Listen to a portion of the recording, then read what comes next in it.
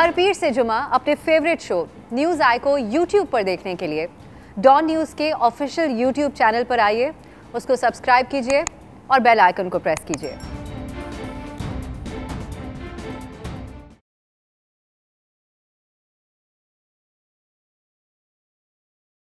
अस्सलामुअलैकुम, मैं हूं अफसा कोमल। मुल्क में महंगाई पर ऑपोजिशन भरपूर तरीके से सरापा एहतजाज है। पीडीएम और पीपल्स पार्टी के अलग अलग एहतजाजी मुजाहरे हुए।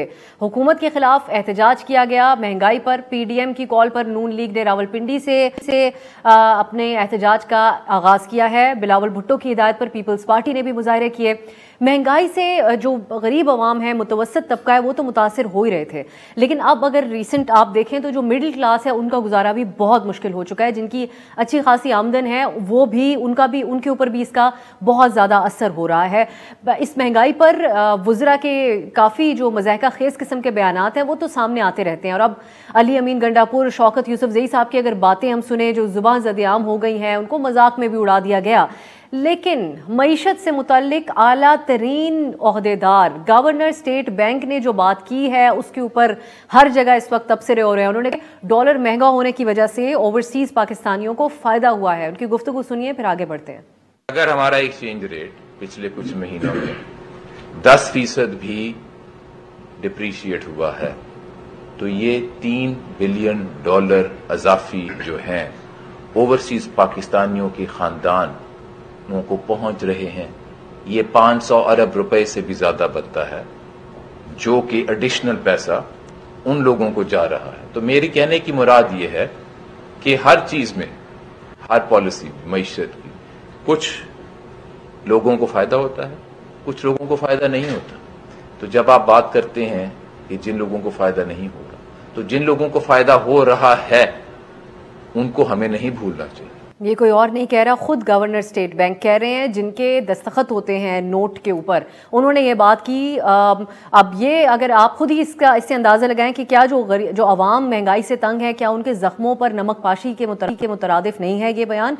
दूसरी तरफ कल ही की खबर है कि वज़ीर आज़म के ज़ेर सदारत होने वाले जो इजलास था उसके अंदर हुकूमती जमात के अरकान बहुत ज़्यादा उन्होंने अरकान पार्लियामेंट ने इसके ऊपर गमो गुस्से का इजहार किया। उन्होंने कहा कि जब अपने हल्के में जाते हैं तो अवाम को देखते हैं वो महंगाई के बोझ तले दबे हुए होते हैं। तो एक वजीर ने तो वजीर आजम को यह भी साफ साफ बताया कि यूटिलिटी स्टोर्स पर चोरों का राज है, अवाम को रिलीफ नहीं मिल रहा। यह है महंगाई की सूरत हाल। दूसरी तरफ पीपल्स पार्टी और नून लीग की कुर्बतों के हवाले से भी इशारे मिल रहे हैं। आगाज में आपने बयान सुने। कल राना सनाउल्लाह ने पीपल्स पार्टी को पंजाब में तहरीक अदम एतमाद लाने की ऑफर दी। इस पर कमर जमान कायरा ने भी भरपूर रजामंदी जाहिर की। कहा उन्होंने कि अपनी लीडरशिप से बात करेंगे। अब माजी की तलखियों को, जो अभी माजी करीब की तलखियां, उनको देखते हुए सवाल यह है कि क्या ये ऑपोजिशन की जमातें मिलकर ये जो महंगाई की सूरत हाल है इस पर हुकूमत को टफ टाइम दे सकेंगी। और रावलपिंडी में एक मुलाकात के हवाले से भी बहुत कयास आराइयां हो रही हैं आजकल, उसके ऊपर भी हम बात करने की कोशिश करेंगे। और तीसरा और अहम पॉइंट ये कि हुकूमत ने सहाफ़ी और एंकर पर्सन आसमा शराजी के खिलाफ आज बाकायदा महाज खोला है। वज़ीर आज़म के मुआविन खुसूसी शहबाज गिल ने उन पर सवाल उठाया है, माली बदउनवानी के हवाले से इशारा दिया। उन्होंने कहा कि अपना घर कैसे उन्होंने खरीदा। आपको एक बैकग्राउंड बताते चलें कि आसमा शराजी के खिलाफ सोशल मीडिया पर इंतहाई घटिया ट्रेंड्स चलाए जा रहे हैं। उसके बाद से जब उन्होंने एक आर्टिकल बीबीसी के लिए लिखा जिसमें उन्होंने किसी का नाम तो नहीं लिया लेकिन तंजिया तरीके से उन्होंने वो आर्टिकल लिखा था, तो शहबाज गिल ये उसको जोड़े हैं हम खातून अव्वल के साथ। वो कह रहे हैं कि उनको निशाना बनाया गया। तो सवाल यह कि जब सहाफ़ी ने नाम किसी का नहीं लिखा तो हुकूमत को ऐसा क्यों लगता है कि खातून अव्वल को निशाना बनाया जा रहा है। इस पर ही बात होगी। तीनों जमातों के नुमाइंदगान हमारे साथ होंगे। एक शॉर्ट है, वापस आएंगे तो बात करेंगे।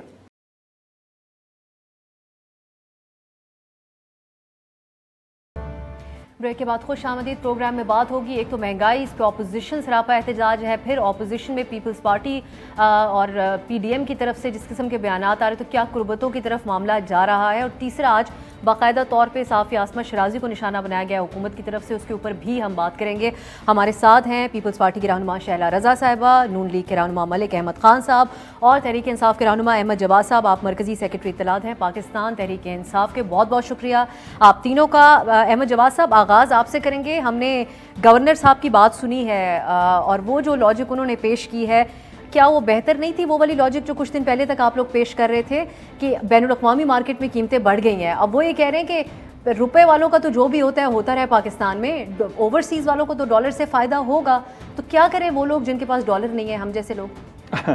देखें, वो एक एस्पेक्ट उन्होंने बयान किया है, सिर्फ ये नहीं है कि that is the only reason कि अगर आपका पैसा डीवैल्यू होता है तो उसको आप इक्वली मैच कर सकते हैं क्योंकि ओवरसीज़ को फ़ायदा हो रहा है। लेकिन एक फैक्ट है, एक एस्पेक्ट है जिसे आप कह सकते हैं, और शायद उस एस्पेक्ट की वजह से ही पाकिस्तान में तकरीबन 27 अरब डॉलर जो हैं वो फॉरेन रेमिटेंस आई लास्ट ईयर में, और इस साल का जो ग्राफ बन रहा है वो तकरीबन 30 अरब डॉलर का बन रहा है। रुपए में कमाने वाले पाकिस्तान में ज़्यादा रहते हैं बनिस्बत ओवरसीज पाकिस्तानियों के। आप बिल्कुल ठीक कह रही हैं, और उस पैसे से अब जैसे IMF से आपका ज़्यादा से ज़्यादा कोई जो एक पैकेज तय होता है 6 बिलियन डॉलर, उसके भी कोई 3-4 हिस्से करके आपको मिलता है, और उनके सामने आपको बहुत सारी चीज़ों के ऊपर एग्री करना पड़ता है बादले नख्वास्ता। लेकिन अगर आपके ओवरसीज़ पाकिस्तानी आपको वो रकम प्रोवाइड कर दें तो आपको ये कॉम्प्रोमाइज़ IMF के सामने नहीं करना पड़ेगा। और अगर इसी तरह से अगर ओवरसीज़ पाकिस्तानी जो हैं, पाकिस्तान में फॉरेन रेमिटेंस इस साल जो है 30 अरब डॉलर के करीब जो है वो एक्सपेक्टेड है, जो ग्राफ अभी चल रहा है।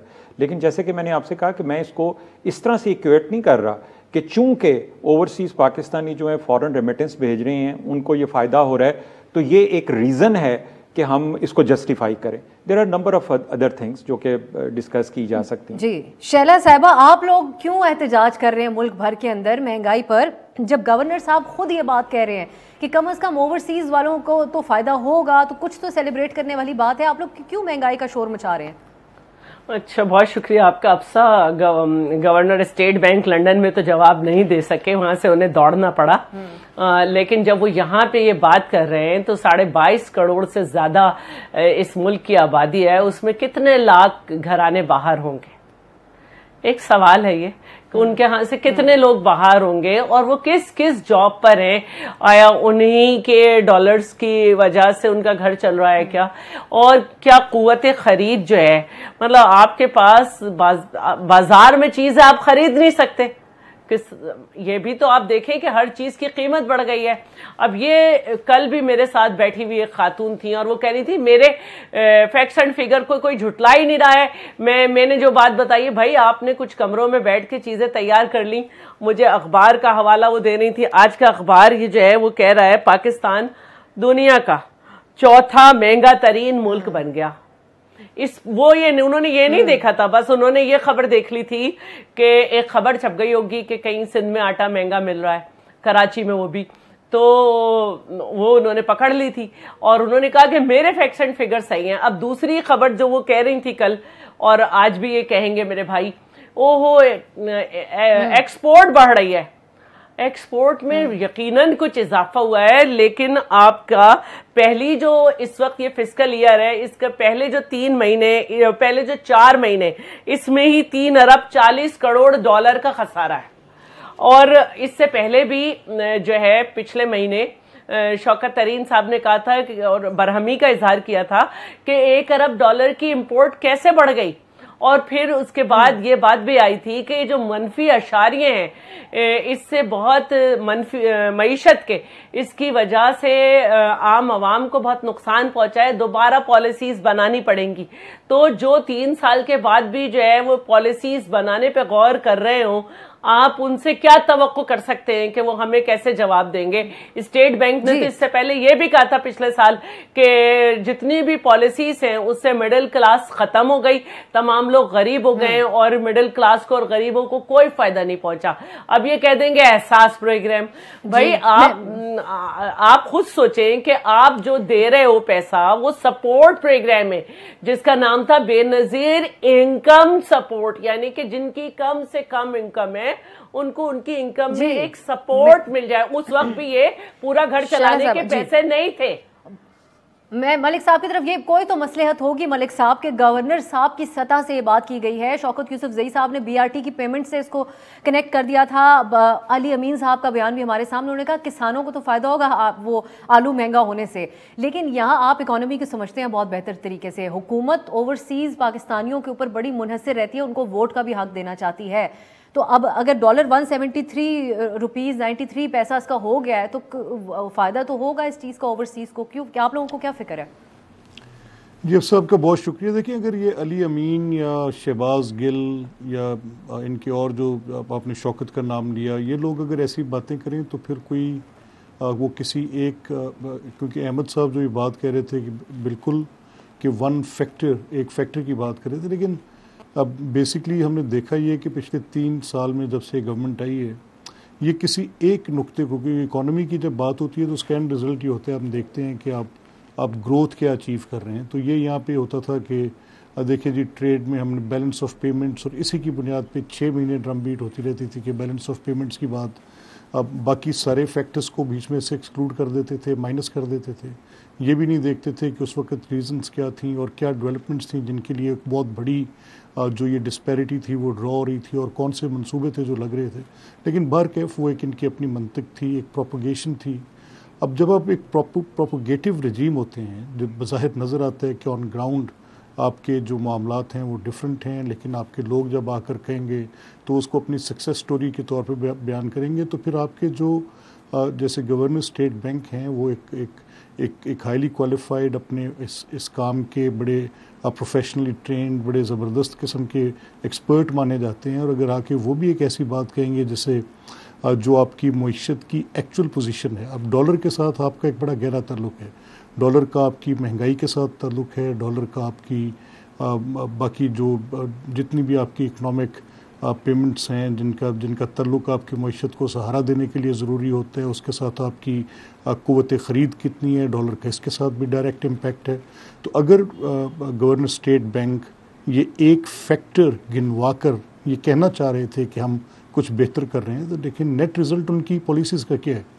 बेतहाशा गुर्बत, मईशत जो है वो नोज़ डाउन डिप पे है, कोई इसके अंदर लार्ज स्केल मैन्युफैक्चरिंग, पहले उसके फैक्टर्स जब पिछले अदवार थे तो कई शॉर्टेजेस ऑफ एनर्जी की वजह से एक फैक्टर था कि आपकी एलएसएम परफॉर्म नहीं कर रही। अब इनके पास सरप्लस अवेलेबल है, इनको उसकी कैपेसिटी कितनी ज़्यादा है कि इनको उनकी कैपेसिटी के चार्जेस पे करने पड़ते हैं, लेकिन ये उसको उसकी राइट पोजीशन पे परफॉर्म ही नहीं करवा पा रहे कि जिस तरह से इस इकोनॉमी को परफॉर्म करवाना चाहिए। सो मीनिंग बाय कि जो गवर्नर स्टेट बैंक कह रहे हैं, मेरा नहीं ख्याल कि उनकी ये स्टेटमेंट आप पॉलिटिकली भी करेक्ट है, इकोनॉमिकली तो उनकी बात में कोई ख़ास वजन अगर एग्जैक्टली जी। और फिर लोगों के लिए एक इस वक्त आप देखें इट्स 174 रुपी $, ये तो सिर्फ इस एक साल में, इस रवा माली साल में मैं आज टीवी पे देख रहा था कि 16 रुपए 50 पैसे सिर्फ एक साल में कीमत इसकी बढ़ गई है। तो फिर ये कहाँ पे जाके रुकेगी? एक कोई कमेंट जवाब साहब का मैं ले लेती हूँ, मैं आप लोगों की बात पे अगर आप रिएक्ट करना चाहें। ये बात हम देखते आ रहे हैं, ओवरसीज पाकिस्तानियों को एड्रेस भी किया जा रहा है, यकीनन बहुत दफ़ा किया जाता है, बड़े करीब है प्राइम मिनिस्टर साहब के भी दिल के, और अब बड़ी सपोर्ट भी है। अमेरिका में जलसा भी अपनी हुकूमत पाकिस्तान में होते हुए किया गया, जो कि एक अपनी नौयत की एक मुनफरिद बात थी, लेकिन अब इसको किस तरीके से जस्टिफाई करेंगे? बेशक अगर आधा भी बयान पेश किया जा रहा है तो क्या गवर्नर साहब को ये बात करनी भी चाहिए थी जज्बात को रखते हुए सामने? अच्छा देखें, इसको तो मैंने ऑलरेडी एक्सप्लेन किया था, मैं आपको एक एग्जांपल देना चाहूँगा। दुनिया की तीसरी मोस्ट ट्रेडेड करेंसी जो है वो जापानीज़ येन है, और 4th लार्जेस्ट इकानमी है जापान की, और सेकेंड वर्ल्ड वॉर के बाद से लेके अभी तक जापान ने अपनी करेंसी को वीक रखा हुआ है, विच इज़ आज भी $1 के मुकाबले में जापानीज़ येन जो है वो 114 रुपये का है। इसके पीछे एक स्ट्रेटजी जापानीज़ की एक थी कि वो अपनी एक्सपोर्ट्स को बेहतर करना चाह रहे थे, और उस स्ट्रेटजी में वो कामयाब भी रहे। इसलिए जैसे मैंने आपसे पहले कहा कि उसका एक एस्पेक्ट जो था ओवरसीज़ के हवाले से, और ओवरसीज़ के हवाले से एक चीज़ और ऐड कर दूंगा कि अगर 1 करोड़ पाकिस्तानी बाहर से पैसे भेजते हैं तो आप रेस्ट एश्योर कि उनके साथ कम से कम 4 या 5 या 6 family members in Pakistan benefit होते हैं। फिर भी पाकिस्तान की करोड़ों की आबादी जो बाहर निकली हुई है, तो उनसे क्या मवाज़ना? और 1 करोड़ को अगर आप 5 या 6 से अगर ज़रब दें तो ये 5-6 करोड़ आबादी है, जिसका इन्हिसार जो है वो ओवरसीज पाकिस्तानी रेमिटेंस के ऊपर है, which makes 25% at least of I think 30% population of Pakistan. यानी एक बड़ा इंपॉर्टेंट रोल है इसका।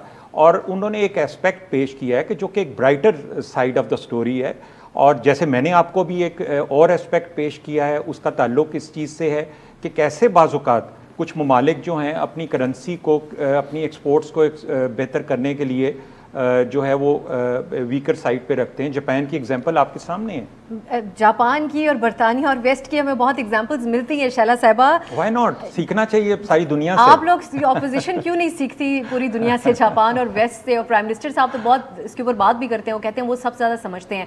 शैला साहिबा आप ये हमें बताएगा कि जी जी जी आप करें, कॉमेंट कर लें जी। मसला सारा ये है कि वज़ीर आज़म साहब भी मगरिब को ज़्यादा समझते हैं और सारी इकोनॉमी और सारे मसाइल सिर्फ इनके लोग समझते हैं। और बड़े बड़े लोग भी जब इकोनॉमी के बैठे तो वो कहते हैं, इनके लोग दलील देते हुए कि आवाम को समझना चाहिए कि हम ये है और इतनी एक्सपोर्ट है, इतना ये है, इतना ये है। तो कल कुछ पढ़े लिखे लोगों के साथ प्रोग्राम हो रहा था तो उन्होंने कहा कि मईशत जब बेहतर होती है तो आवाम को समझने की ज़रूरत नहीं होती और उन्हें समझाने की ज़रूरत नहीं होती। अवाम का रिस्पांस बताता है कि उनके हालात बेहतरी की तरफ हैं। अब मैं भी समझती हूँ कि मेरा भाई भी जो है वो मुल्क से बाहर है, लेकिन जो चीज़ 1000 रुपए की थी वो अब 1500 की हो गई, तो उस डॉलर के ज़्यादा आने का क्या फ़ायदा हुआ मुझे? हर चीज़ में आपके यहाँ फर्क पड़ा है। आप अखबार उठा के देखें, पिछले हफ्ते सिर्फ हफ्ते की जो है 12.66% जो है वो इन्फ्लेशन था, और जिसमें साबुन, घी, गोश्त, इन सब की कीमत बढ़ गई थी। तो वो जो डॉलर मुझे ज़्यादा आ गया कि मेरा रुपये के बजाय वो 174 का आ गया, तो मेरे गोश्त में भी तो पैसे बढ़ गए, मेरे टमाटर में पैसे बढ़ गए। मैं तो, और जो पाकिस्तानी हैं बेचारे, जो बकौल इनके 75% है, उनकी तो तनख्वाहें नहीं बढ़ाई आपने। और आपके दौर में जो है वो बेरोजगारी जो है वो 6.2 से 15.7 पे आ गई। तो कहा जाता है कि नहीं जी, वो बहुत सारे लोग जो है वो फैसलाबाद में मजदूर नहीं मिल रहे। वो इसलिए नहीं मिल रहे कि वो इन्फ्लक्स उनका कराची में हो रहा है रोजाना की बुनियाद पे, वो यहाँ आके कमा रहे हैं बेचारे, वो सिंध की तरफ आ रहे हैं। और आपके सदर्न पंजाब के लोग, इतना इन्फ्लक्स है रोजाना की बुनियाद पे। आप कह रहे हैं कि हमें लोग नहीं मिल रहे। क्या टेक्सटाइल में अभी जो बजट गया है 2020-21 का, उसमें बताया गया है कि 22% जो है वो कॉटन जो है वो कम जो है काश्त हुई थी, सिर्फ बेल्स 70 बेल्स कितने हजार उन तक रह गई थी। तो आप हमें पता नहीं क्यों समझाते। फिर वही बात है कि अगर हालात अच्छे हों, हालात अच्छे हों तो आपको नहीं बताना पड़ेगा कि हालात अच्छे हैं, आवाम ऐसे परेशान नहीं होगी। मैं इसकी तफसील में आऊंगी कि आप लोग क्या करेंगे इस सारी सूरत हाल के ऊपर, क्योंकि अब तक तो अपोजिशन कुछ नहीं कर सकी इस हुकूमत के खिलाफ, बल्कि मजीद मजबूत करके इनको सारी सूरत हाल में खड़ा किया है। मलिक साहब, आपका एक कमेंट मैं चाहूँगी, ये जो कयास सराइयाँ हो रही हैं बहुत सारी कि शहबाज शरीफ साहब की बड़ी अहम पिंडी में कोई मुलाकात हुई है, इन कयास सराइयों में कितना दम है? नहीं, बिल्कुल एब्सोल्युटली जी। हमने कल ये कुछ मीडिया पे रिपोर्ट्स हुई हैं, बट इट इज़ बिल्कुल गलत बात है। कोई ऐसी मुलाकात उनकी किसी के साथ नहीं हुई। हमें ये वो जो जिन लोगों ने ये रिपोर्ट की है, वी फेल टू अंडरस्टैंड कि वो कैसे रिपोर्ट किया उन्होंने और क्या किया है, ये भी कोई हम नहीं कह सकते। But there is nothing such, कोई ऐसी मुलाकात नहीं है। ठीक है, मैं एक शॉर्ट ब्रेक की तरफ जाऊंगी, वापस मलिक साहब आपसे ही आके बात करेंगे। शेख रशीद साहब ने बहुत सारे बयान दिए, हम हर बार आपसे सवाल करते हैं, आप हमें इसका जवाब नहीं देते, पार्टी के अंदर दरारों का। तो अब वो कहते हैं कि अमरीकी नाज़िमुल अमूर भी इस बात को समझ गई कि इन लोगों के दरमियान शीन और नून का फ़र्क है, एक ही मोहल्ले में दोनों ने अलग अलग उनसे मुलाकातें की। मलिक अहमद खान साहब का कॉमेंट होगा एक ब्रेक के बाद।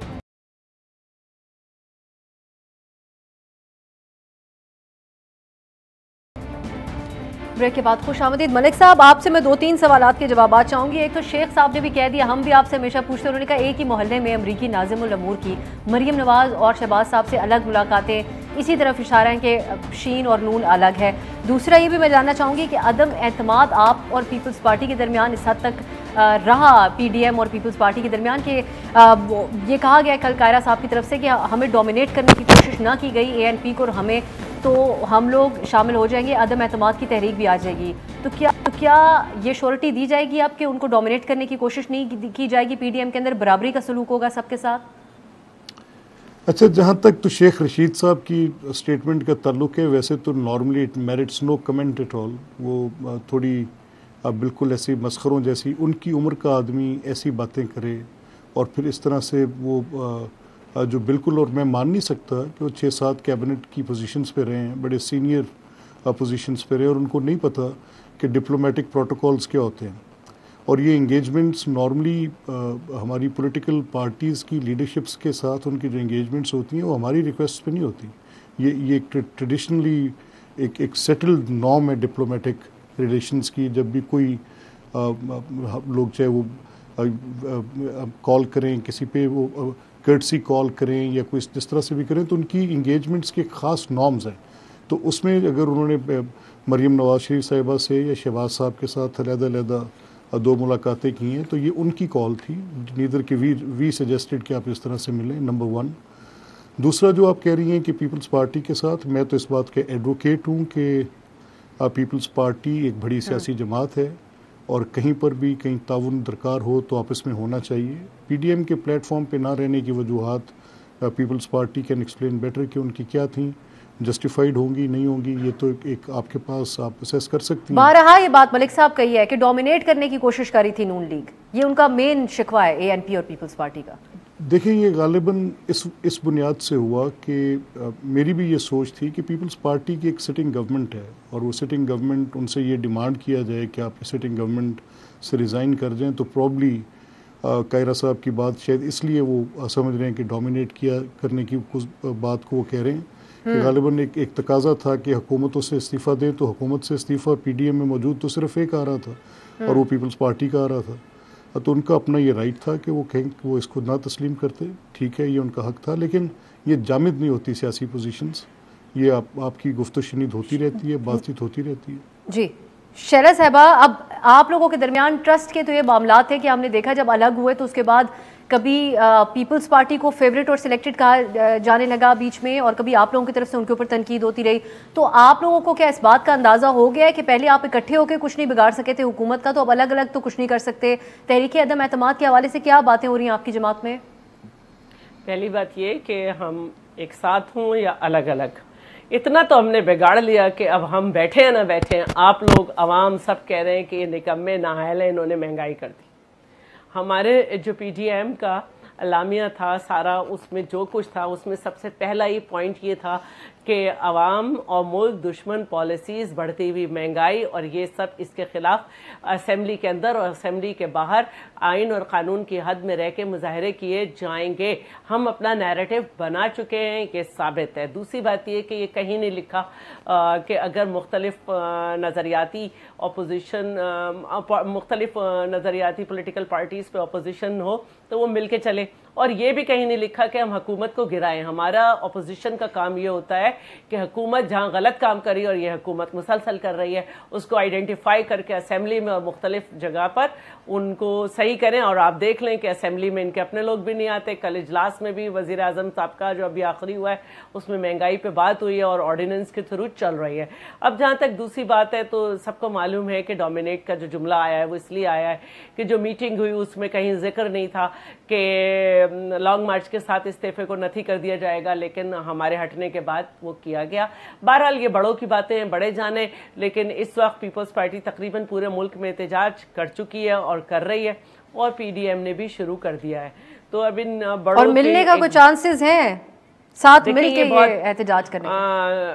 मलिक साहब तो पार्टी में जिस जगह होंगे अपने वो बता सकते हैं, लेकिन मैं अपनी पार्टी में इस जगह पे नहीं हूं कि ये बता सकूं। ठीक है, लेकिन हकीकत ये है कि ऑपोजिशन ने अपना किरदार अदा किया। अगर आप चाहते हैं कि इदारों पे शलवारें लटकाएं, पानी की लाइनों में कट लगाएं और लानत भेजें असेंबलीज पे और हमले कर दें उनके घरों पे, तो ये नहीं होगा।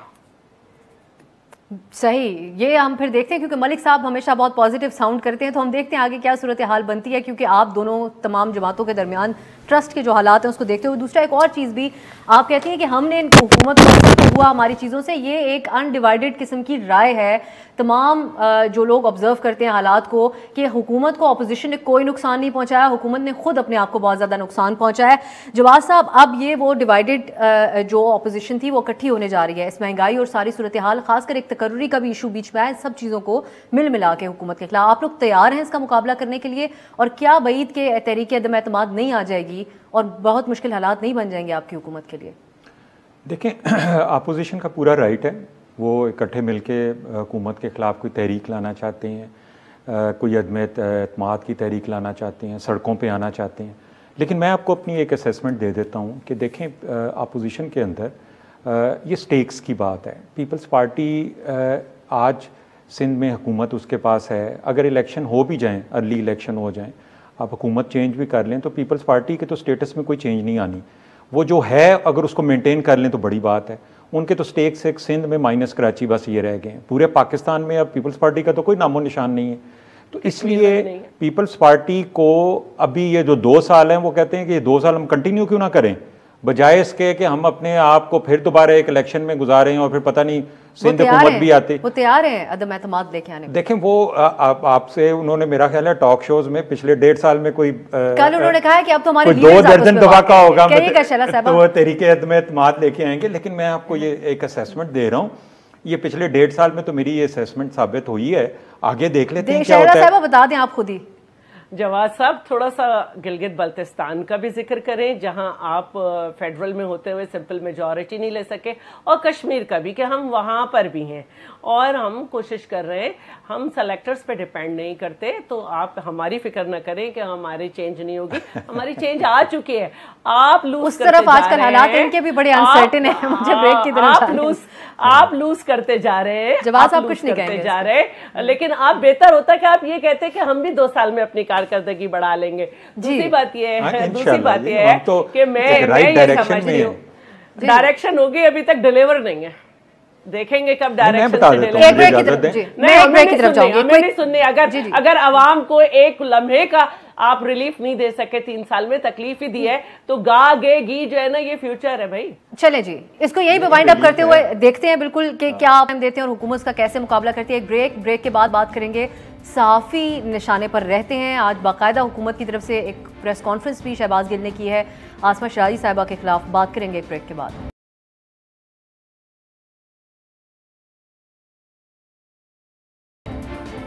ब्रेक के बाद खुश आमदीद। आज शहबाज गिल साहब ने एक प्रेस कॉन्फ्रेंस की है जिसके अंदर उन्होंने सहाफ़ी आसमा शराजी के हवाले से बहुत सारी बातें की हैं।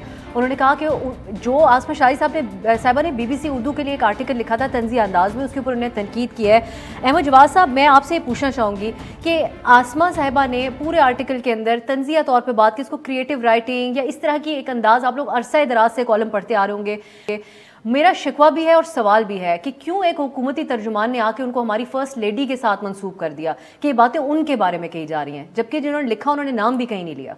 देखिए, मैं इसको क्रिएटिव राइटिंग तो नहीं कहूँगा, एक ऐसी कॉनोटेशन को इस्तेमाल करना जिसको मसलसल इस्तेमाल किया गया है और वो किसी एक ज़ात के साथ उसको मंसूब किया जा रहा है। सबको पता है जब आप उन्हीं चीज़ों को एक ऐसे अंदाज में जिसमें कि आप हुकूमत की परफॉर्मेंस को ज़रूर नकीद करें, आप कोई सवाल करना चाहते हैं हुकूमत की परफॉर्मेंस पे, कारकर्दगी पे, खुल के करें आप तनकीद, कोई उस पर मज़ायका नहीं है। लेकिन देखें, जब आप ख़वातीन को, और वो भी किसी की वाइफ को, और इसमें मैं इवन फर्स्ट लेडी का भी लफ्ज़ इस्तेमाल नहीं कर रहा, किसी की भी वाइफ हो, और वो चाहे उसका ताल्लुक PTI से हो, चाहे उसका ताल्लुक PMLN से हो, किसी से भी हो, हमें ख्वातीन की इज्जत करनी चाहिए। क्रॉस द बोर्ड जवाब साहब, ऐसे की बीमारी पे सवालात उठे, sorry to cut you off, मेरे पास वक्त का, मैं सारी चीजें आप एड्रेस करें। मरियम नवाज को खुद प्राइम मिनिस्टर साहब की तरफ से नानी का खिताब दिया, जो कोई गलत बात नहीं है, लेकिन उन्होंने तंज़ियाई तौर पे कही थी ये वाली सारी बातें। अब एक खबर है कल की, MPA बलूचिस्तान असेंबली की, नानी तो एक अच्छी मतलब रिस्पेक्टेबल, ये संजीदा, लेकिन उस तरीके से संजीदा इशू है कि बलूचिस्तान के कल जो तहरीके करारदाद अदम एतमाद के हवाले से लाला रशीद जो थे MPA, वो नहीं आए थे। आज उनका BBC ही के ऊपर आर्टिकल छपा जिसमें वो कहते हैं कि वो दम करवाने गए थे, बीमार थे। तो अब इसको भी फर्स्ट लेडी के साथ जोड़ दिया जाए? नहीं, मेरा नहीं ख्याल कि मेरा ख्याल है कि हमारी अवाम अब काफ़ी इंटेलिजेंट हो गई है। वो अगर आप कोई इनडायरेक्ट सरकास्टिक तरीके से कोई चीज़ करते हैं, लोग उसको समझते हैं। हमारी अवाम बिल्कुल इस समझदार भी हो गई है, लेकिन बहुत सेंसिटिव भी है। यहाँ पे मजहब कार्ड का भी उन्होंने इस्तेमाल किया। उन्होंने कहा 12 रबीउल अव्वल के दिन ये आर्टिकल क्यों छपा और ये किस मकसद के तहत, इसका अंदाजा आप लोगों को है कि इसके महरक़ात किस तरह के? देखिए, मैं तो 12 रबीउल अव्वल को ऐसे समझता हूँ कि एक ऐसा दिन कि जो हमारे लिए इस्लाम के जो तालीमात हैं या हमारे रसूल पाक सल्लल्लाहु अलैहि वसल्लम की जो तालीमात हैं, हमें उसके मुताबिक ज़िंदगी गुजारने के लिए एक रिमाइंडर है। और जाहिर है अगर इस दिन हम अगर किसी के ऊपर कीचड़ उछालते हैं तो वो एक ना मुनासिब बात है, और मेरा ख्याल है शायद उनका इशारा इस तरफ होगा। मैं नहीं कह सकता कि उन्होंने किस तरह। बहरहाल शैला साहिबा, अब ये सारे मीडिया के सारों ने निशाने के ऊपर रखा हुआ है। चेयरमैन पीपल्स पार्टी बिलावल साहब ने भी ओपिनियंस की बुनियाद के ऊपर बहुत सख्त अल्फाज का इस्तेमाल किया मीडिया के हवाले से। अब हुकूमत का भी यही अंदाज है मुसलसल, तो किधर जाए मीडिया, फिर कैसे अपना काम करे? अच्छा, देखिए, उन्होंने सोशल मीडिया के लिए बात की थी।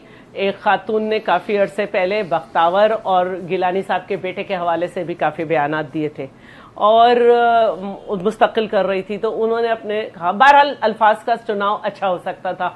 अब जो असल बात है वो ये है कि देखिए, जिसने कभी आर्टिकल लिखे हों और कहीं भेजे हों तो उसे मालूम होता है कि ये अपनी मर्जी होती है एडिटर की कि वो किस दिन कौन सा आर्टिकल लगाए। इसको 12 रबीउल अव्वल से जोड़ना कोई तुक नहीं है, सस्ती और घटिया हर्जा सराई है।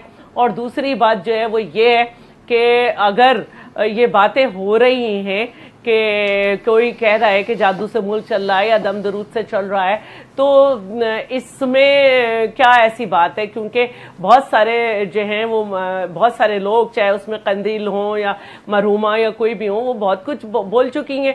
तो अगर किसी आर्टिकल पे बात हो रही है और यही बात हो रही है कि अकल के बजाय लगता है कि इस तरह से जो है वो मईशत को और सियासत को चलाया जा रहा है, तो ये कोई ऐसी बात नहीं है कि आप जो है वो ट्रेंड बना दे खातून के खिलाफ। आपके घर की जितनी औरत की इज्जत है ना, इतनी ही उसकी भी है। आपने नानी इसलिए नहीं कहा था, आपने एक तंजिया कहा था कि वो इतराती हैं या कुछ करती हैं। और इसी तरह मैं बस आखिरी एक बात कर लूं, राना सनाउल्लाह साहब की वाइफ अपने शौहर के लिए जब बाहर आई तो पीटीआई के लोगों की क्या जबान थी, ये सब जानते हैं ना। फिर इन्हीं की एक गुलाले थी, उसके लिए इनकी क्या जबान थी, इनकी औरतों तक ने उस पर हमला कर दिया था। ये गलत बात कह रहे हैं शहबाज साहब के, ये औरतों पे नहीं हमला करते। ये हमने देखे इसके एग्जांपल्स, मलिक साहब, मरियम नवाज साहबा ने भी ये बात कही थी। अब यहाँ पे उधर तो किसी ने नाम नहीं लिया, लेकिन मरियम साहबा ने डायरेक्ट इशारा किया। तो ये क्या मामला है, क्यों उसके ऊपर तंज किया जाता है, जादू टोना, ये क्या बात है, हमें तो नहीं समझ आती ये बात।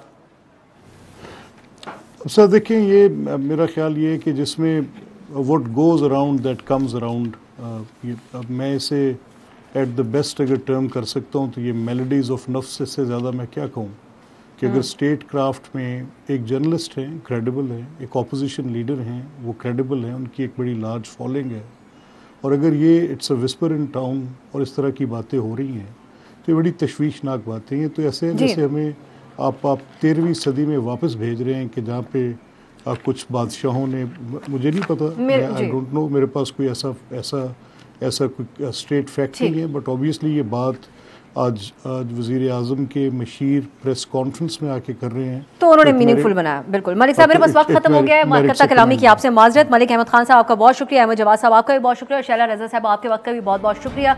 कोई कम भी करना चाहूँगी आसमा शाही साहब के खिलाफ जिस किस्म के ट्रेंड्स इस वक्त सोशल मीडिया पर चल रहे हैं, बर्दाश्त की हमें बात करनी चाहिए। आने वाले दिनों में इस इशू पर खास तौर पर बात करेंगे। आज के लिए इजाज़त दीजिए, खुदा हाफिज़।